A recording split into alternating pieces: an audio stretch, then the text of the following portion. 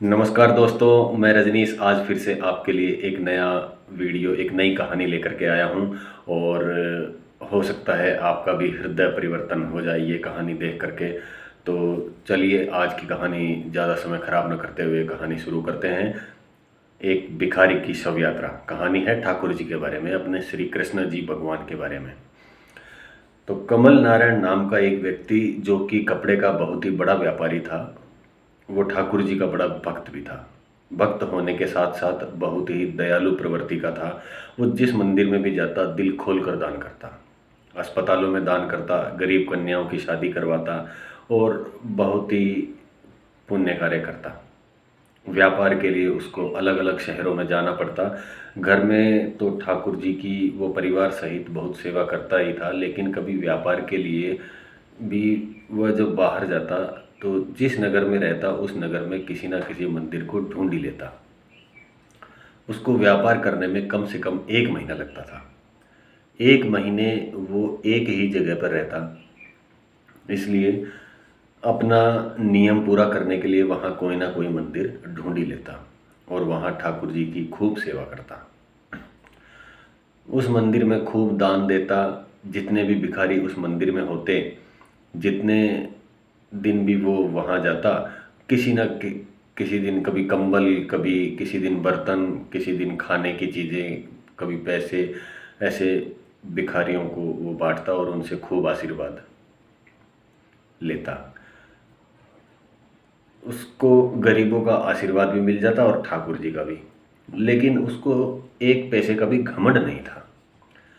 एक दिन ऐसे ही वो धर्मपुर नगर में व्यापार करने के लिए गया, तो वहाँ उसको 2 महीने के लिए रहना पड़ गया। वहाँ पर ठाकुर जी का एक बहुत ही भव्य और बहुत ही सुंदर मंदिर था, जिसकी कीर्ति दूर दूर तक फैली हुई थी। और कमल नारायण की किस्मत ऐसी कि उसको मंदिर में जाने का मौका मिला और मंदिर की सुंदरता और भव्यता को देखकर कमल नारायण मंत्रमुग्ध हो गया। वहाँ पर किशोरी जी और ठाकुर जी की बैठी हुई प्रतिमा थी। वो प्रतिमा ऐसी थी जैसे समझो कि ठाकुर जी साक्षात और किशोरी जी सामने बैठे हों और अपने भक्तों को आशीर्वाद दे रहे हों। दूर दूर से लोग मंदिर में दर्शन करने के लिए आते। कमल नारायण अपने आप को भाग्यशाली मान रहा था कि उसको इस मंदिर में दर्शन हुए और मंदिर में आने का मौका मिला। वो इस मंदिर में अब हर रोज़ आने लगा और आते आते वो मंदिर की हर सीढ़ी पर जो भी भिखारी बैठा होता उनको रोज़ कुछ ना कुछ दान में देता। और वहाँ मंदिर की आखिरी सीढ़ी पर एक भिखारी बाबा बैठे होते थे और वो हमेशा कोई ना कोई अपनी मधुर आवाज़ में आंखें बंद करके अपने हाथ में डफली लेकर बहुत ही सुंदर भजन गाया करता था। उनका एक बहुत ही सुंदर भजन था। मनमोहन तुझे रिझाऊं, तुझे नित नए लाड लडाऊं, बिठा के तुझे नैनन में, छिपा के तुझे नैनन में। ऐसे ही आंखें बंद करके ये भजन गाया करता था और साथ साथ में आंखों में आंसू बहते रहते हैं।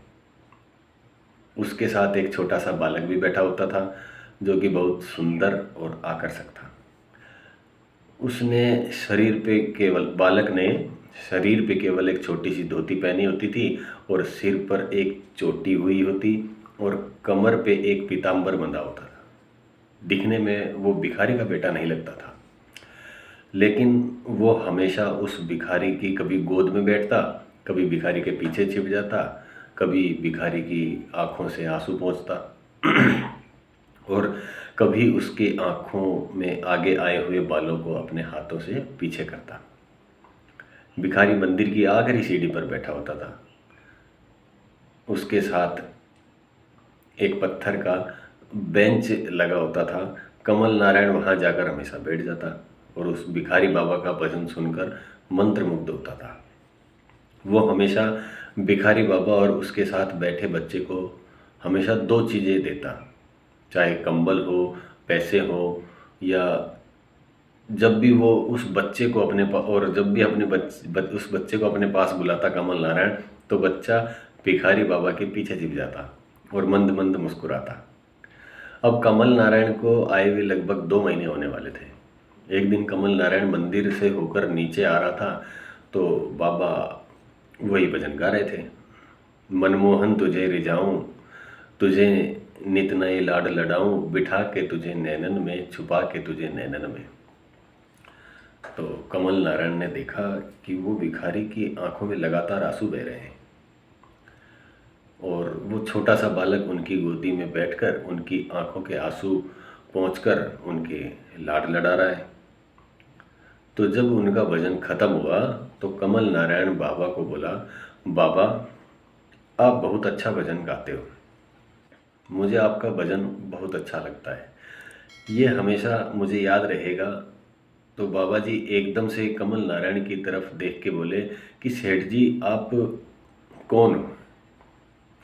तो सेठ जी ने कहा, मुझे तो यहाँ आते 2 महीने हो गए, तुम्हें नहीं पता?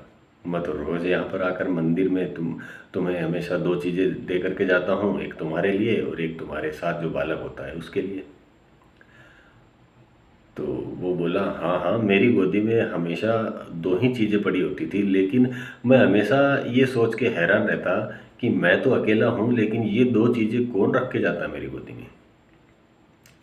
तो कमल नारायण सेठ बोला कि एक तो तुम्हारे लिए होती थी, एक जो तुम्हारे साथ जो बालक होता था उसके लिए होती थी। तो वो हंसता हुआ बोला, मैं दुनिया में अकेला हूँ सेठ जी, मेरा कोई भी नहीं है, बालक कहाँ से आया?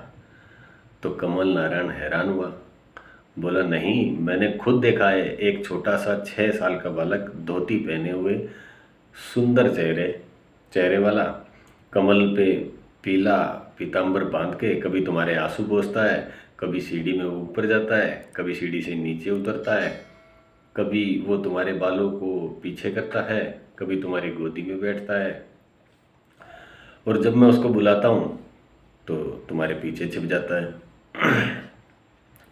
तो बाबा हैरानी से ये सब बातें सुन रहे थे। तो कमल नारायण को बोला, कहीं तुम झूठ तो नहीं बोल रहे हो? कमल नारायण ने कहा, नहीं, मुझे सौगंध है ठाकुर जी की, मैं बिल्कुल सच बोल रहा हूँ, इसलिए मैं हमेशा तुम्हें 2 चीज़ें दे करके जाता था, एक तुम्हारे लिए और एक बालक के लिए। ये सब बातें सुनकर बाबा एकदम से उछल कर खड़े हो गए और उन्होंने एक झोला सा पहना हुआ था और वो खुशी से ज़ोर ज़ोर से झूमने लगे। अरे मेरे कान्हा मुझे रोज़ मिलने आते थे।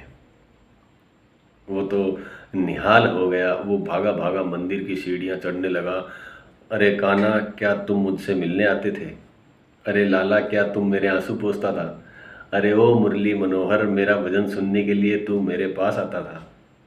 कमल नारायण हैरान हो गया कि इसको क्या हो गया है, लेकिन वो बाबा तो झरझर आंसू बहाता हुआ मंदिर की सीढ़ियाँ चढ़ता जा रहा था।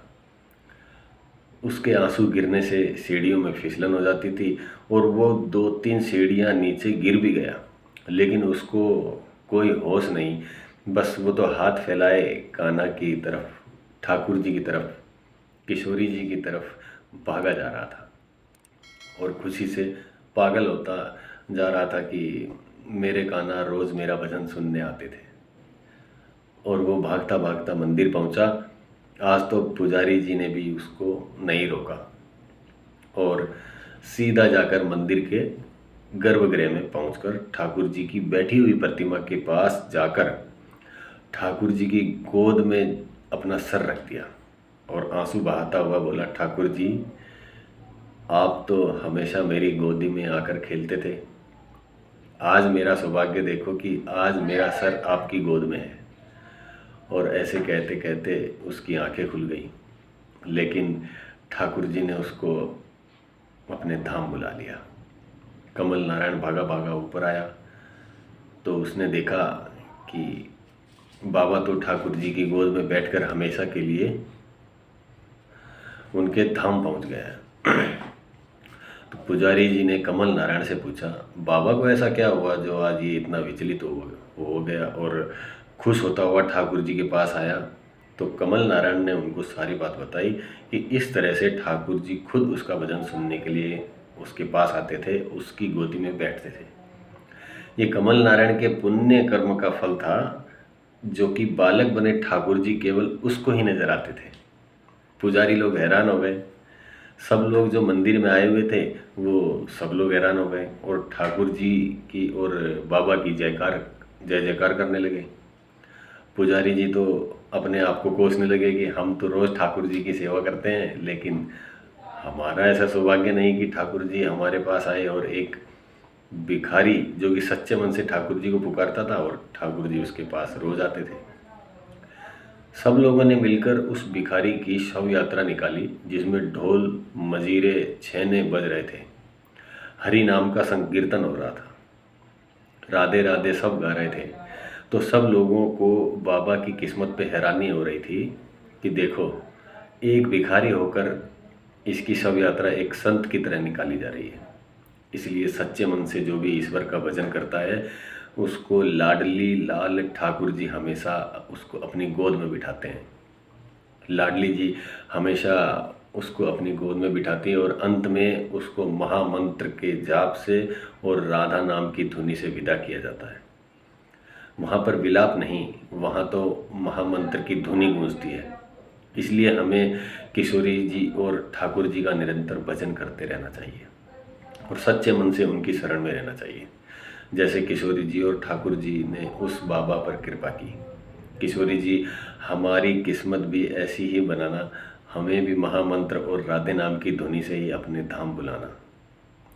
तो इसलिए दोस्तों, हमें सच्चे मन से भगवान का ध्यान करना चाहिए, भगवान के भजन करने चाहिए। भगवान हमें मिलने ज़रूर आएंगे, एक दिन हमें ज़रूर दर्शन देंगे। सदैव प्रसन्न रहिए, जो प्राप्त है पर्याप्त है, जिसका मन मस्त है उसके पास समस्त है। तो आपको आज की हमारी कहानी कैसी लगी, प्लीज़ कमेंट बॉक्स में कमेंट करके ज़रूर बताइएगा, और अगर अच्छी लगी तो शेयर ज़रूर कीजिएगा, हमारा चैनल भी सब्सक्राइब ज़रूर कीजिएगा। बहुत बहुत धन्यवाद। जय जय श्री राधे।